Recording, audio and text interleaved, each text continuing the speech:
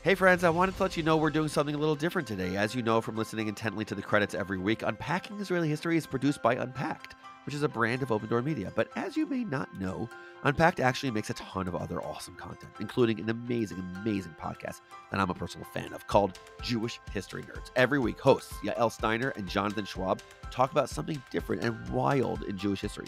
Some of the stories you've heard of and some you probably have never heard of in your life. But either way, you are about to learn so much more than you ever thought is possible. Jewish History Nerds has just launched season 4, and I need you all to listen to the first episode of the show. Seriously, it's really good.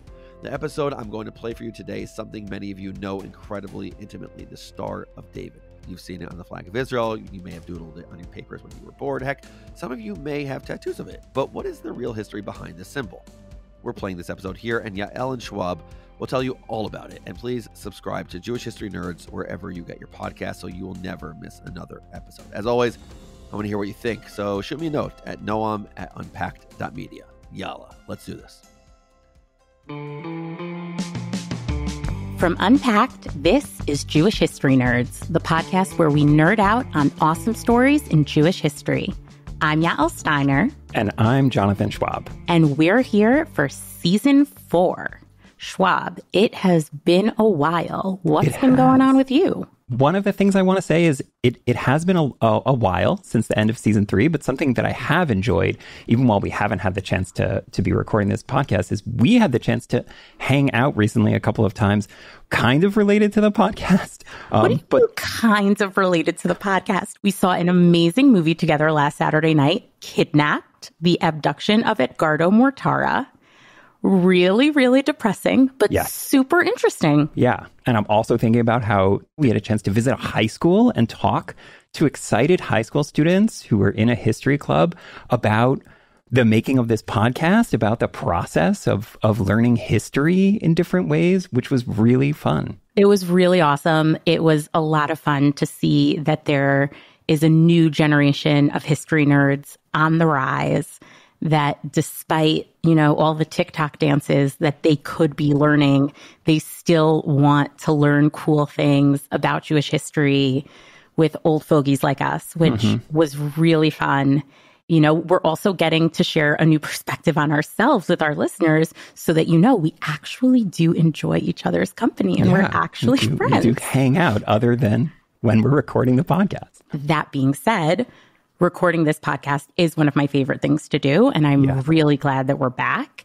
And I have the distinct honor of being taught by you today for our first episode of season 4. Yes. I'm assuming it's going to be awesome, but why don't you give me a little bit of a heads up? It is going to be awesome, but I think in the end, it adds so much to how we think about Jewish identity. And before we even get to the story, in case you didn't already know, we're doing things slightly different this season. We're, of course, still taking turns. One of us is doing the research and teaching each other, but instead of focusing on a specific historical event or a specific person like we have in the past, this season we're talking about symbols and objects. Things. I love things. Yeah. Things are awesome. And I thought a great place to start is what I think of as the symbol when we think about Judaism and Jewish identity. If you Google Jewish and then click on images, I know because I just did this, it is the thing that is going to come up in 17 of the first 20 pictures. I'm going to, make reference to this little necklace that I'm wearing right now and go out on a limb and say it's what I refer to as the Jewish star. Yes. Yeah. And I think two things already from what you said. One, the idea of the fact that you're wearing a necklace with this symbol, and which is very, very, very ubiquitous today. But also that slight hesitation. And then you said what I refer to as the Jewish star. So just to clarify, we're talking about the six-pointed... The six-pointed star. And we'll start. Can I teach you something that I am pretty confident you do not know? Sure. Always. There is a fancy English word for this symbol. It's not a hexagon. It's a... Ooh, so close. Hexathedral? It's the hexagram. Oh, yeah, that makes sense. Because the pentagram, that exactly five-star, like the pentagram, right? Five-point symbol. star for the Wiccans or the hexagram. And I was like, oh man, this is the first thing I'm so excited to cover, that it has, of course it does, a fancy English name that nobody who wears a necklace with this symbol on it would ever use.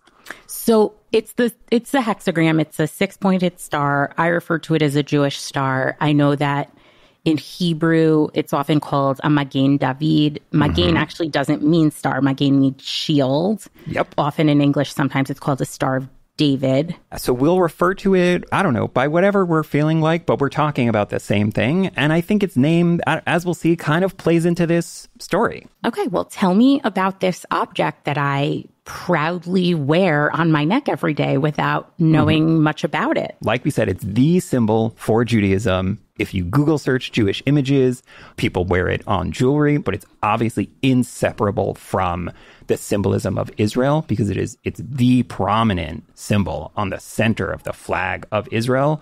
It's the literal center. Can I just say one tiny emotional thing? I started a new job recently, and I was in the office last week. Congrats. Thank you so much. And I had a coworker visit my desk to install some software, and I didn't say anything to him about it, but I did notice that inconspicuously under his shirt, he was wearing a Star of David necklace. And, it certainly obviously identified him to me as a Jewish person. And as someone who also wears a Star of David necklace, immediately endeared him to me. So it's definitely something that immediately resonates with me when I see it, probably more often than I notice. So I'm excited to learn about this. Can I ask, did you pre-October 7th, did you wear a Star of David necklace? I did. I did. Not actually for that long before October 7th. This particular Jewish star necklace that I'm wearing, I received it as a bat mitzvah gift. A little over 10 years ago, it was stolen from my parents' house in a break-in. Wow. And I was really upset about it. So soon after your bat mitzvah. So just like a day 10 years ago, yeah. Just a day later. And I was really upset about it. About 2 or 3 years ago, a cousin who I'm very close to, after hearing me complain a little bit about the loss of this necklace, bought me a new one, the exact same one that had been stolen, which was extremely kind, a really, really lovely thing of her to do. And I have been wearing it again since then. Probably would have started after October 7th if I hadn't had this particular story.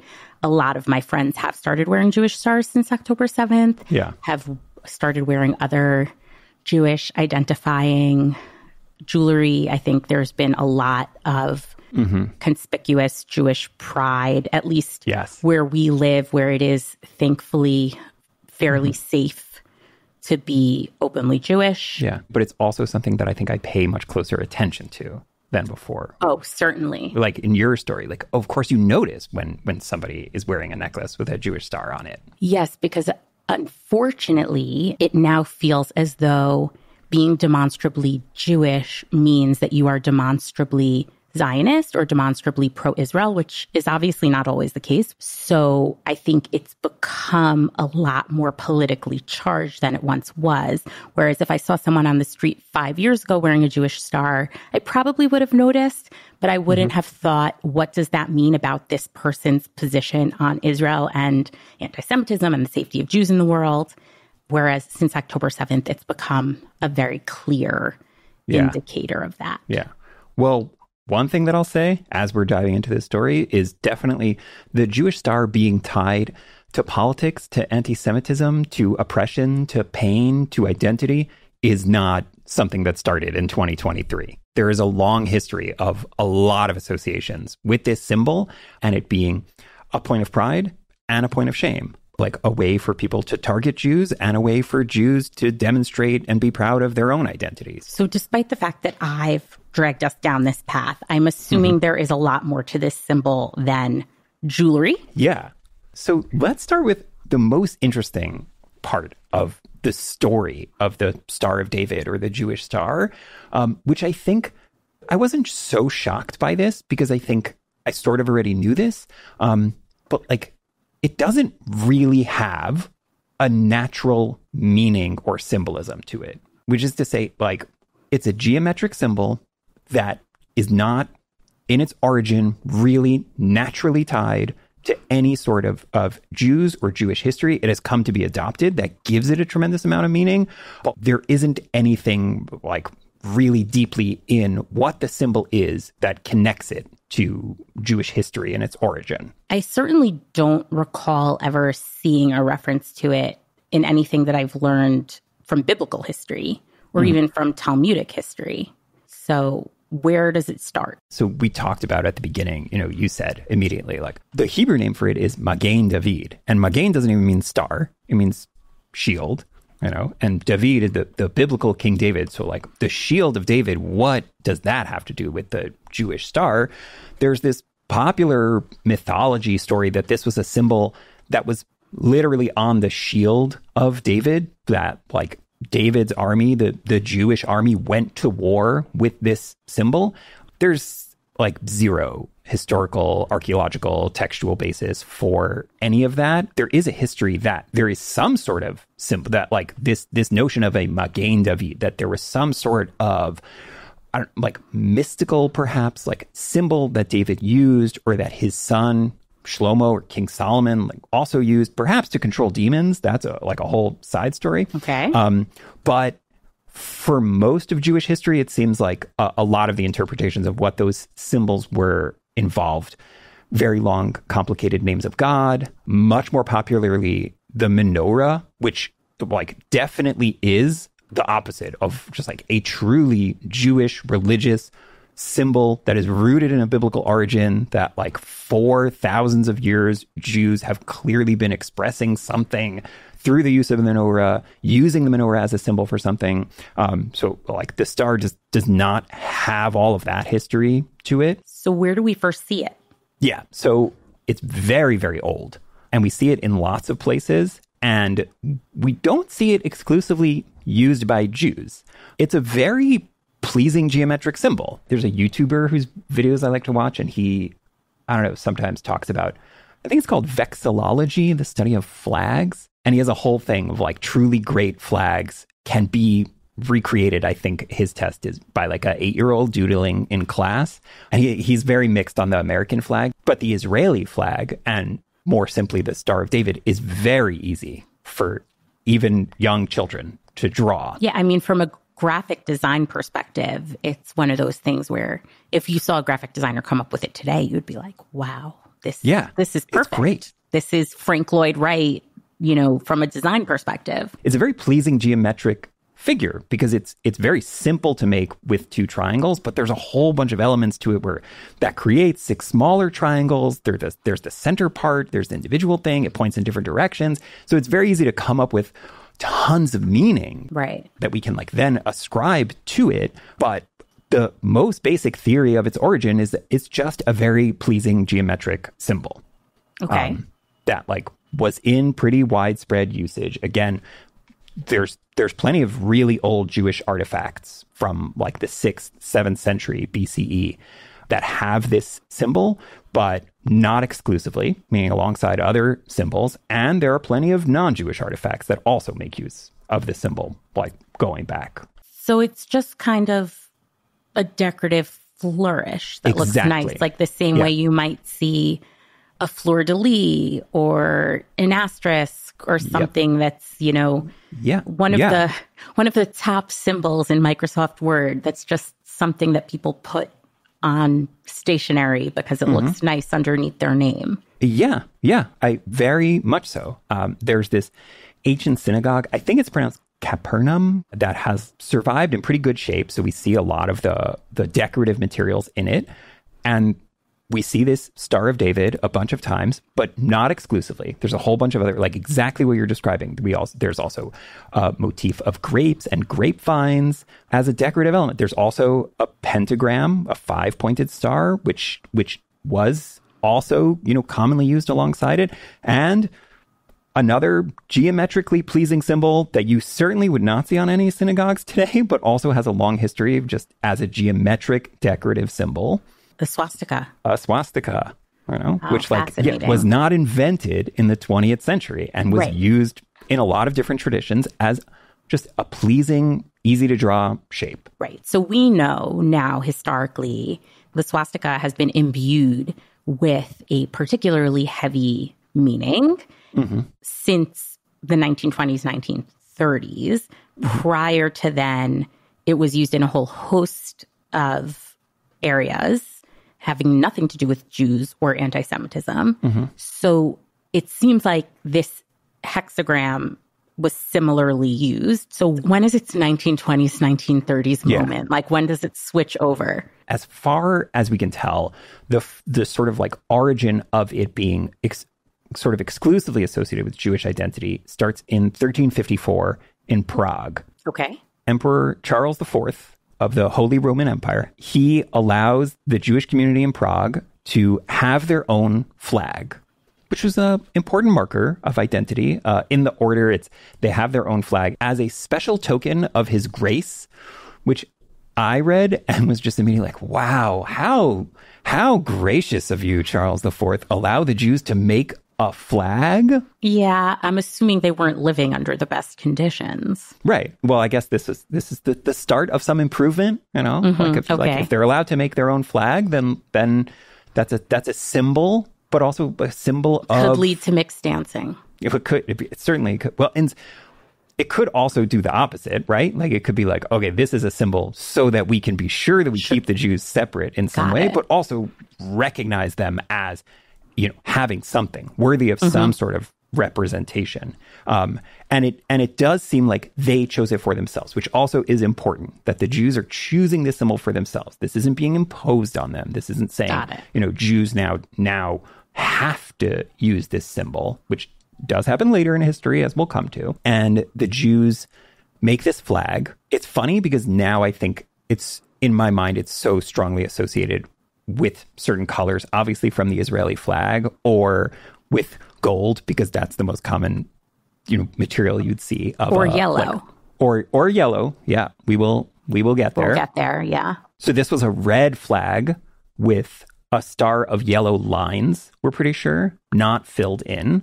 A red flag with a yellow Star of David is not something that you see nowadays. Right. So it was just a decorative choice at that time. It was decorative, but then because that was the flag of the Jews, it began to, you know, it seems really take on this importance.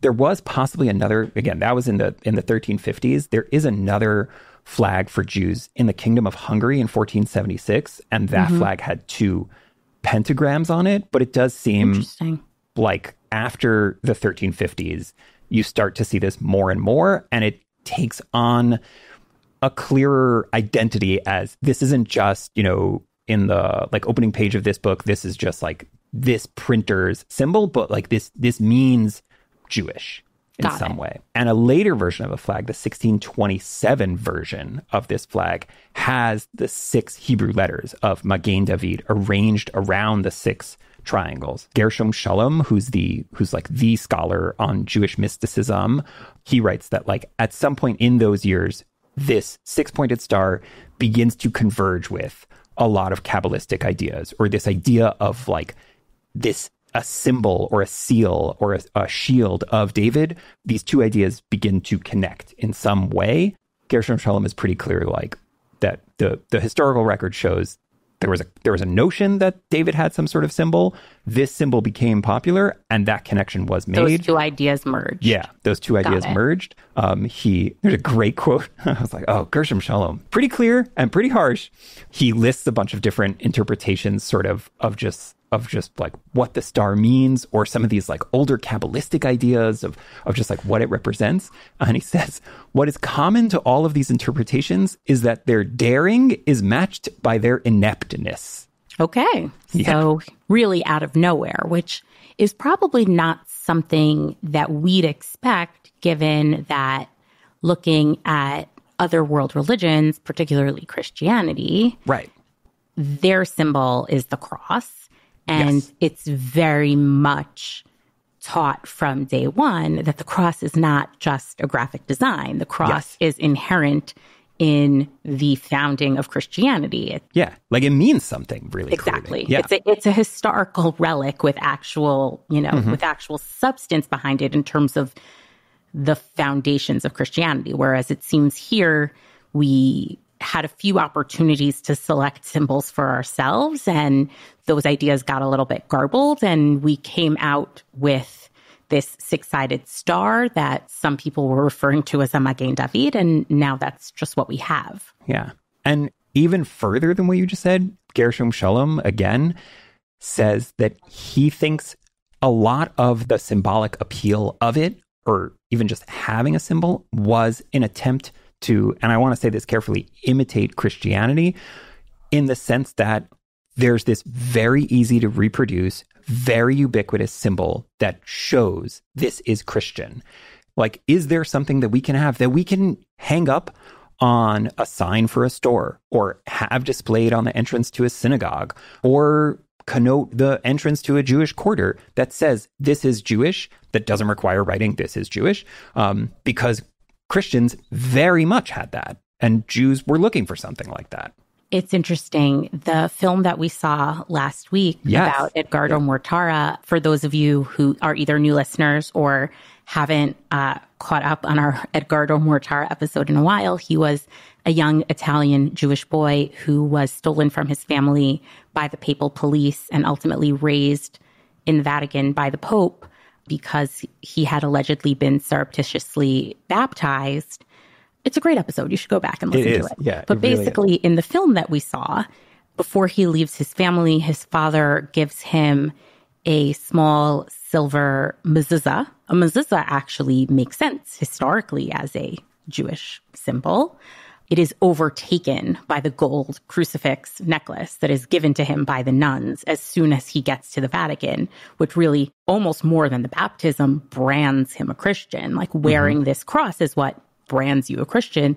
Similarly, today, wearing a Star of David or displaying a Star of David is, as you said, something that connotes Jewishness. Yeah. Yeah. But especially in the modern day, you know, where we're all individuals and we all can take symbols and make them our own and, you know, imbue them with whatever power we want to give them. I'm sure that there are people to whom displaying the Star of David is the most important part of their Judaism or of their relationship to peoplehood. Yeah.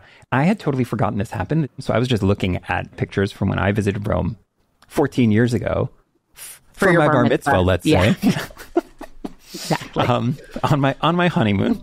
And my wife and I were at the Colosseum, and I think it's because I was wearing a kippah or something, but someone saw me and knew that I was Jewish. It was this guy who was, dressed up as one of the gladiators in the Colosseum. So like this very muscular Roman man with a like shaved bald head in full gladiator outfit, just saw that I was Jewish.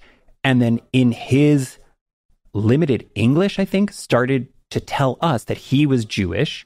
Wow. And then to show us that he was Jewish, he rolled up his sleeve and he had a tattoo of a Star of David on his very large bicep. And I took a picture of it and was like, this is such a cool picture and such an interesting story. It's really and such an interesting place to choose to put that tattoo. There are so many layers there, and we can get into them another time. But I too find it very fascinating when people have the Star of David tattooed onto their body. And he was a gladiator. Talk about branding yourself as a Jew, and not, and I think he seems to be doing it in a positive way, in a proud way. Yeah, and he was really proud to show this to me, and I thought that was really cool to see. But yeah, I think connects to a lot of what we're talking about, of this idea of, in the 21st century, it's the symbol for Jewish identity. Yeah, absolutely. Let's take a quick break.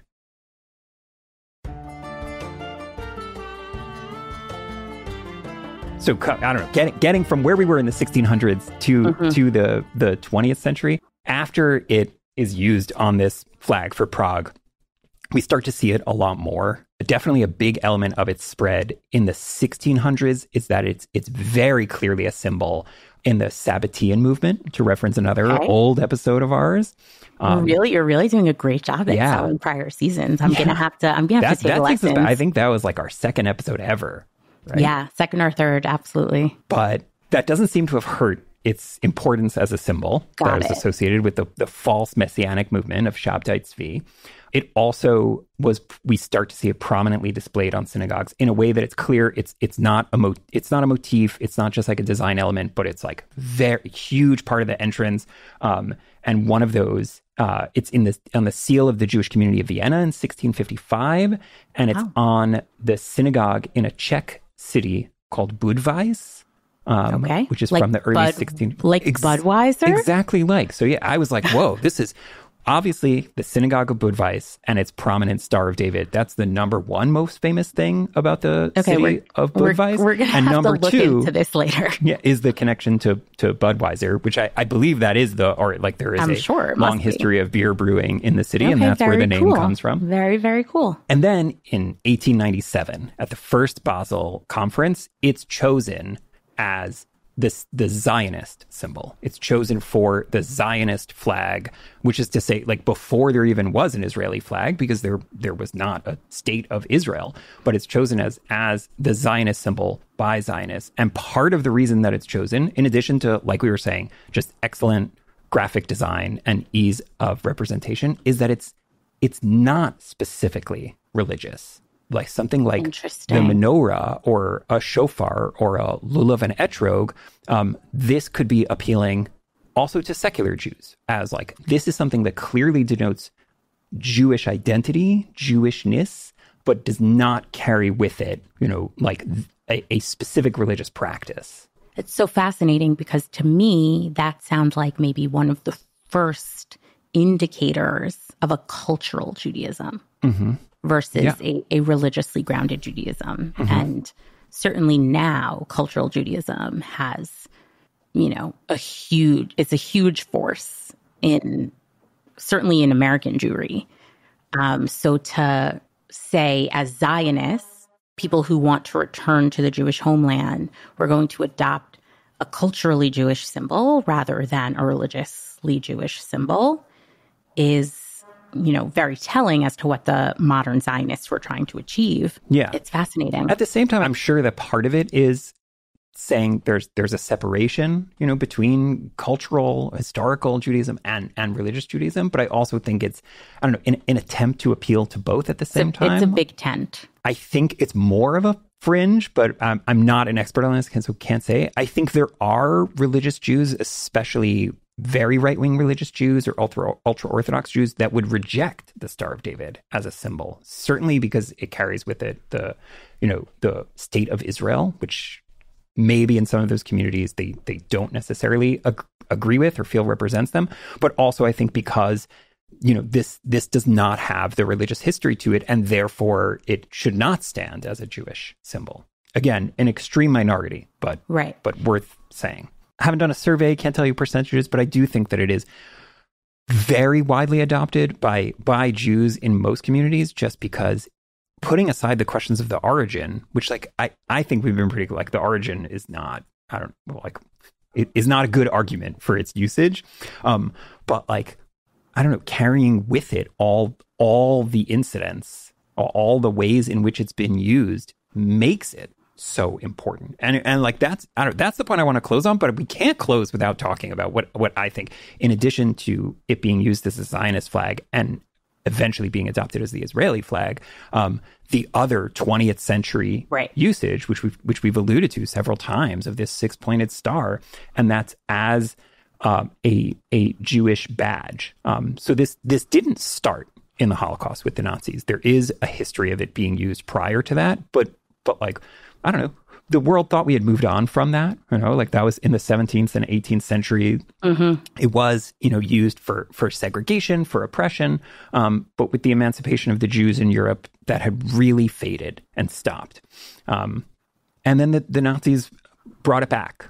There's some really interesting, for those who are fascinated by such things, there's really interesting history sort of just the Nazi usage of this symbol and symbology, and sort of the brief history of that, because I think they went through several iterations of it.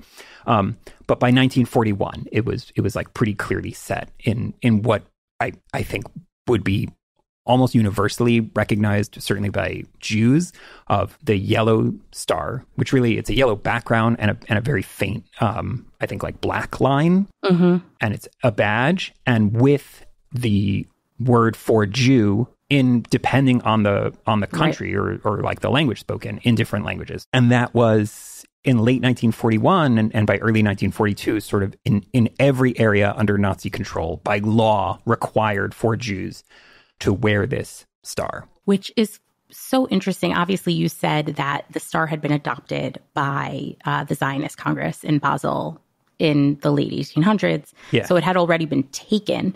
But for a nascent nation state in 1948 of Israel to then take that symbol, make it its official flag, when it had been such a weighty symbol of oppression for so many of its citizens, is, I think, speaks to a lot of trauma and psychological confusion among Jews at that time in terms of having been victims and having been murdered and lost everything, but then almost immediately gained everything that Jewish people had been looking for so many years.